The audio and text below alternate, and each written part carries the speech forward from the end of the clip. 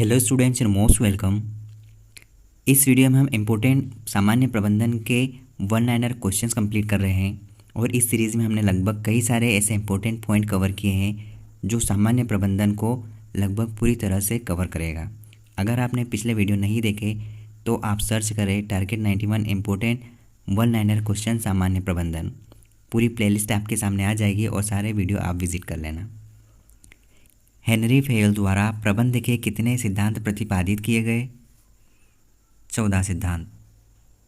निर्देशन के मुख्य तत्व कौन से हैं? अभिप्रेरणा तत्व और संप्रेषण। बाजार अनुसंधान किसका कार्य है? विपणन प्रबंधन का। साक्षात्कार किसका हिस्सा है? भर्ती प्रक्रिया का। नियंत्रण प्रबंधक का कौन सा कार्य है? अंतिम कार्य। टाइपिस्ट पद के लिए टाइपिंग की गति की परीक्षा लेने भर्ती की कौन सी प्रक्रिया कहलाएगी? विशिष्ट योग्यता परीक्षा कहलाएगा।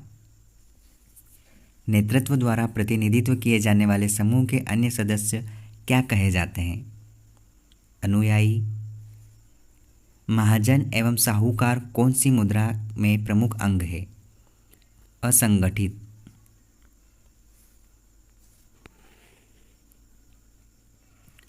श्रमिकों को उत्साह के साथ कार्य करने को प्रेरित करना क्या कहलाएगा? अभिप्रेरणा। निष्पादन की माप के लिए किस मापदंड का सहारा लिया जाता है? कार्यमान का। पद सोपान किसकी महत्वपूर्ण विशेषता है? प्रशासकीय संगठन की। जब कंपनी की आय अनिश्चित हो तथा उसका पूर्व अनुमान लगाना कठिन हो तो कौन से अंशों का निर्गमन करना चाहिए? जब कंपनी की आय अनिश्चित हो तथा उसका पूर्व अनुमान लगाना कठिन हो तो कौन से अंशों का निर्गमन करना चाहिए? साधारण अंशों का निर्गमन करना चाहिए। तुलन पत्र मतलब बैलेंस शीट में ख्याति को किस तरह प्रकट किया जाता है? अमूर्त परिसंपत्ति के रूप में। निजीकरण किसका उपाय है? निजीकरण सार्वजनिक क्षेत्र के उद्योगों का विनिवेश करना। समविच्छेद विश्लेषण क्या है? यह एक नियंत्रण टेक्निक है। गैर वित्तीय प्रेरणा कैसी होती है? गैर वित्तीय प्रेरणा मानसिक होती है। नेतृत्व किसका स्रोत है? नेतृत्व अभिप्रेरणा का स्रोत है। नियोजन नियंत्रण का कौन सा पक्ष होगा? व्यवहारिक पक्ष। जब एक ही स्तर पर कार्यरत अधिकारियों के मध्य सूचनाओं का विनिमय होता है तो यह कौन सा संप्रेषण होगा? समतल संप्रेषण। आर्थिक स्थिति एवं व्यापारिक परिणामों से अवगत कराने वाले विवरण पत्र को क्या कहा जाएगा? वित्तीय विवरण कहा जाएगा। चयन प्रक्रिया का अंतिम चरण किसे कहा जाता है? प्रत्यादेश। उपक्रम स्तर पर प्रशासनिक प्रबंध का विकास किसने किया है? हेनरी फेयोल के द्वारा किया गया। दो या दो से अधिक व्यक्तियों के मध्य तथ्यों, विचारों, संपत्तियों तथा भावनाओं का विनिमय क्या कहलाएगा? संप्रेषण कहलाता है। उपक्रम के सभी कार्यों में कर्मचारियों का सहयोग प्राप्त करना क्या कहलाएगा? सहभागिता। प्रशिक्षण अवधि में प्रशिक्षु को क्या प्राप्त होता है? अप्रेंटिस। माल सूची मतलब तालिका किस प्रकार की परिसंपत्ति है? चालू परिसंपत्ति। पूंजीवादी और समाजवादी के मध्य कौन सी अर्थव्यवस्था होती है? मिश्रित अर्थव्यवस्था होती है। प्रबंध विकास कार्यक्रम की धुरी क्या है? स्वयं अभिप्रेरणा। सहायक बही की गणना के दौरान जब एक गलती हो जाती है तो यह क्या कहलाएगी? लागत निर्धारण त्रुटि कहलाती है। विभिन्न हितधारकों के लिए कौन सा विवरण तैयार किया जाता है? वित्तीय विवरण। बाजार मूल्य बिक्री प्रयास किसमें किए जाते हैं?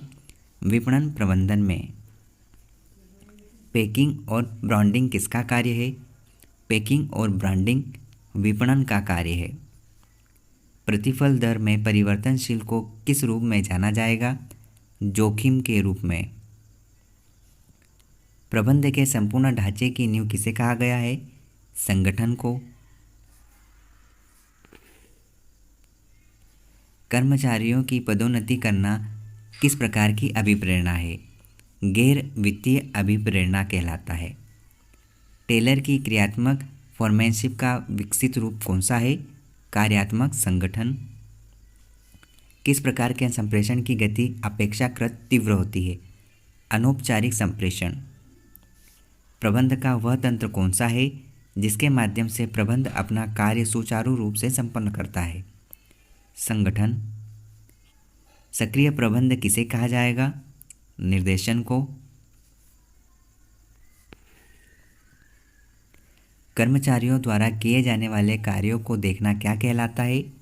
पर्यवेक्षण।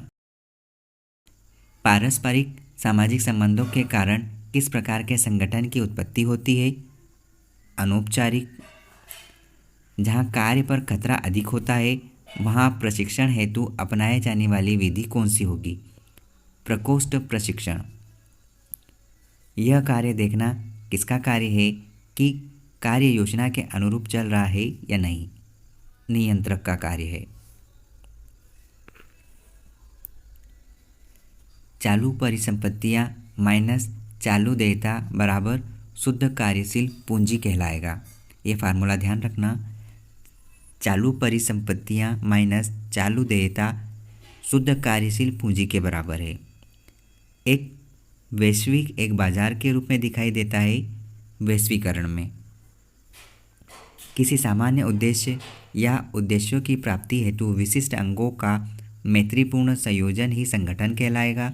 ये कथन किनके द्वारा दिया गया? प्रोफेसर हेने के द्वारा। किसी सामान्य उद्देश्य या उद्देश्यों की प्राप्ति हेतु विशिष्ट अंगों का मैत्रीपूर्ण संयोजन ही संगठन कहलाएगा। प्रोफेसर हेने के द्वारा कहा गया। पूर्व निर्धारित लागतों को किस नाम से जाना जाएगा? मानक लागत के नाम से। व्यापार में सर्वहित किस बात की तरफ इशारा करता है? नैतिकता की तरफ। अधिकार अंतरण क्या है? प्रबंध की एक टेक्निक है। अभिप्रेरणा को प्रबंध का कौन सा पक्ष कहा जाता है? मानवीय पक्ष कहा जाता है। विपणन विचार प्रबंध का वह दर्शन है जो विपणन क्रियाओं का मार्गदर्शन करता है। यह कथन किसका है? बेकफील्ड का। मानव शक्ति की आवश्यकता का अनुमान लगाना प्रबंध के किस कार्य के अंतर्गत आएगा? नियोजन के अंतर्गत। प्रबंध प्रत्येक व्यवसाय का गत्यात्मक जीवनदायी तत्व है। ये किसने कहा? पीटर ड्रकर ने। प्रबंध प्रत्येक व्यवसाय का गत्यात्मकता जीवनदायी तत्व है। ये पीटर ड्रकर के द्वारा कहा गया स्टेटमेंट है। प्रबंध के सबसे निचले स्तर को क्या कहेंगे? प्रथम श्रेणी प्रबंधक या पर्यवेक्षक प्रबंधक। नीतियों को क्रियान्वित करने वाला तंत्र कौन सा है? संगठन। जहाँ पर अधिक अधिकारों की बात होती है वहाँ कौन सा प्रबंध आता है? उच्च प्रबंध। प्रबंध कैसी प्रतिभा है? प्रबंध जन्मजात एवं अर्जित प्रतिभा है। प्रबंध वही है जो प्रबंधक कार्य करता है। ये किसका कथन है? प्रबंध वही है जो प्रबंधक कार्य करता है। ये कथन लुइस एलन का है। सम्मेलन से पूर्व की हानि कहाँ डेबिट की जाती है? ख्याति खाते में, गुडविल अकाउंट में। प्रबंध कला है या विज्ञान? याद रखना प्रबंध कला और विज्ञान दोनों है। ये सारे इम्पोर्टेंट फैक्ट हैं, इनको आप एक बार ज़रूर रीड करना। All the best.